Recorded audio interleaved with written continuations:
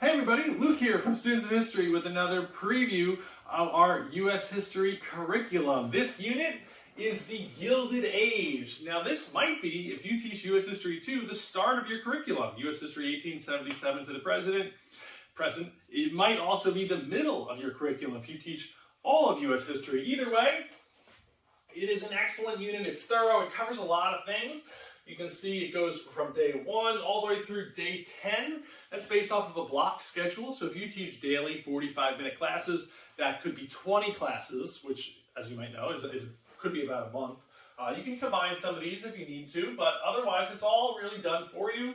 All lesson plans are all planned out for you. They're easy to follow, engaging resources for each day.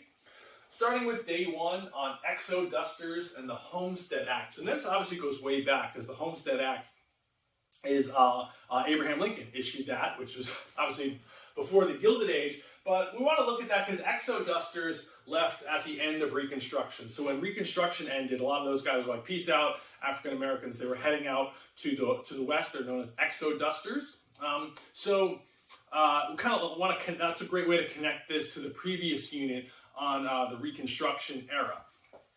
But it's obviously one that you can move around in your unit if you need to. But then we look at the Transcontinental Railroad that connected the United States and how that really ushered in this new era of the Gilded Age, the era of the railroads, industry. This is a wonderful lesson in full 3D, so if you have 3D glasses you can pick up, this is so cool. Kids love it. You pass out the 3D glasses as they walk into the room, and they get to really have these images pop and come alive. Day 3, we look at industrialization and some of the key inventors and inventions of the United States. This is a great stations lesson or groups lesson where they're reading about the inventors and the inventions and creating a chart, graphic organizer of them before they make a fun infomercial that they can either act out in class or you can videotape them or record them. It's a great fun project for them for industrialization.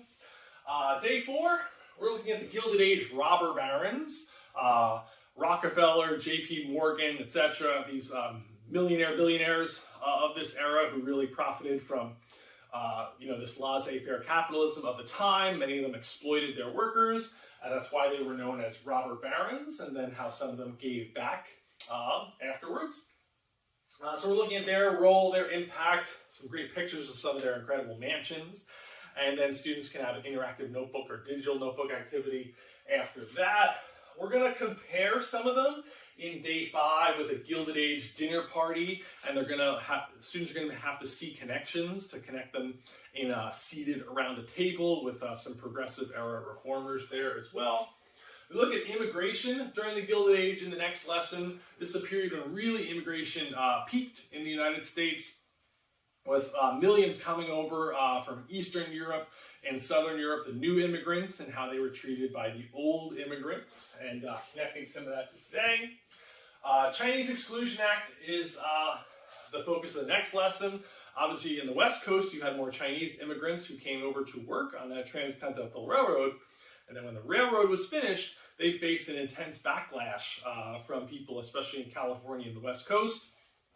So we look at the Chinese Exclusion Act, which banned their immigration, and then some incredible horrific acts of violence against Chinese immigrants and others at various spaces across the western United States.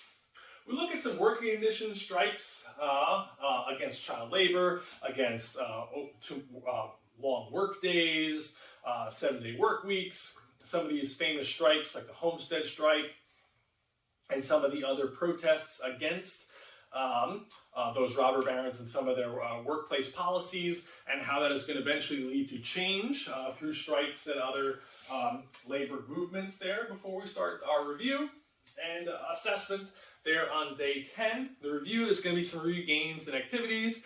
The tests are editable, Word documents or Google Forms, so you can have the kids take the quizzes online. There's different options for tests. You can have one for the first round, one for a retake or absent students for you as well. There's still also the distance learning resources are there as well. If you are teaching virtually or online and you want only online materials, you can find them all in one spot right there.